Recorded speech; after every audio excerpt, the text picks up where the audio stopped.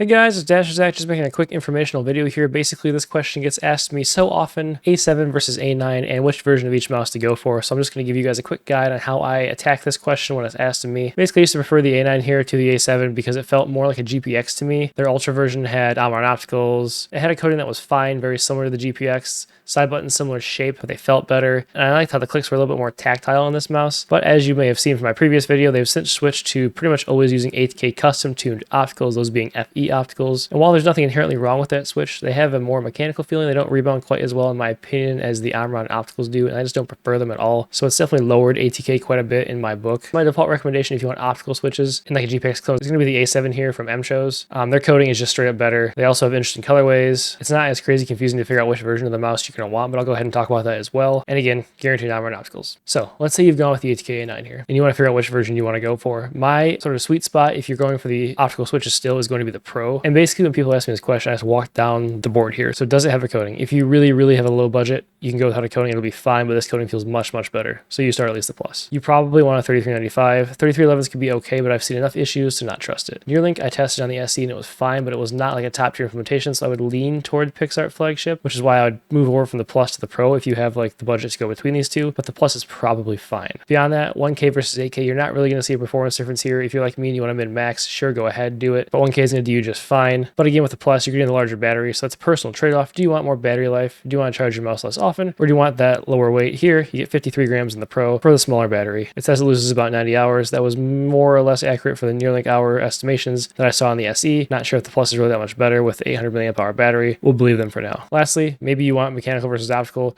Their Hawano Iceberry pink dot switches are fine. They're not quite as good as like a blue shell pink dot in my opinion, but they're pretty good. I have enjoyed them in a handful of their mice. So like no hesitations if you're good with a mechanical switch. And again, if you want an optical switch here, the FEs, they're fine. They have more mechanical feeling, a bit of an optical ping. I've noticed that they're just a little bit more mushy, a little less tactile in a lot of the implementations that I felt. Pulsar Crazy Light, for example, really good implementation, but the ones I felt in ATK were just pretty mid in my opinion. So basically, in my opinion, again, the Pro is the best value here as long as you're down with those FE opticals. You get the lower weight, you get a 3395. Their PixArt implementation of their MCUs is good. Should you want to dig into it down here, the Pro is where you also start getting better levels of skates here. Their gray gaming mouse feet that they've upgraded to recently, higher quality than their white ones. So again, Pro would be my lowest recommendation for what you want to go with here, unless you're absolutely budget constrained, in which case you probably just go with the SE. Coming to the MCHOSE A7, a much easier decision here. Only a 3 gram weight difference from the A7 to the Pro. If you like Omron 100M mechanical switches, I guess go for the A7. It does have a 3395. There are really no other drawbacks besides that you also don't get 8K here, but I'm not a huge fan of these switches overall. So I would add the 3 grams here, get a better colorway like blue. I also notice that you have the capability of wired 8K here, which I imagine applies to like 5s of people, not very many at all. Same chipset across the board. The key here, Pro and Ultra, where you get the Omron opticals guaranteed. This is what elevates the A7 in my opinion above all the other GPX clones, unless you have a personal preference. For these mice, there's no sensor concern. They all have the same coating. If you really want 8K, you're going to have to buy the Ultra or get the wireless dongle separately. For most people, again, here the Pro is also my recommendation. The 1K receiver is fine. 3295 is great. Omron opticals, you can upgrade to wireless 8K should you want to, and the weight still under 60 grams with a cool colorway. Lastly, I did review the G23 V2 myself. The video's got about 5,000 views. I feel like a lot of people didn't take this seriously because they're so set on Omron opticals, which is fair. A lot of people sort of dismiss this as just not the best option. They want to go with A7 or A9 for some reason. In my opinion, this is the best. This is my favorite GPX clone. The only thing to note is it does have slam clicks. If you have the debounce above 7 milliseconds, you need at least 8 milliseconds. I don't play where slam clicks are ever a problem for me. I didn't have any issues playing on 0 millisecond debounce, so not really an issue. But their collab switches with Hawano in here are really good. Like they are super spammable, light, not overly loud mechanical switches. I love them. I love the colorway and I love the scroll wheel. And they offered multiple versions of the skates, all of which were very good. So again, my actual overall recommendation for a GPX clone is the G23 V2. That is my pick. However, should you want to go with either the A7 here or the A9 from ATK, feel free to do so. You can get these much cheaper on AliExpress than going straight through their sites. But for reference, since I recommended the Pro, ATK's comes in at 55 and their Ultra comes in at 75, whereas MCHOSE's Pro comes in at 52 and their Ultra comes in at 56. So really the best value here, honestly, disregard what I said earlier. If you're on MCHOSE and you're only paying $4 more for the Ultra, get the Ultra if you can find the color that you want. But if you need to go blue for the Pro, for example here, 52 is a great price and a little bit cheaper than the ATK price. But ATK recently has been jacking their prices up on all their mice. Their most recent duck bill is coming out at $110, which I think is crazy. And you can see their Ultra here, which has equivalent specs to the A7, 20 bucks more. So really the best value in GPX clones is going to be the A7 Ultra should you find it in the colorway you want. And my recommendation is always the Pro. But that about sums it up here. I just wanted to make this quick video to help answer all of the questions I get about which GPX clone to pick, A7 versus A9. What are my thoughts? Now you know. Follow me on Twitter, check out my server, watch Mousecast, and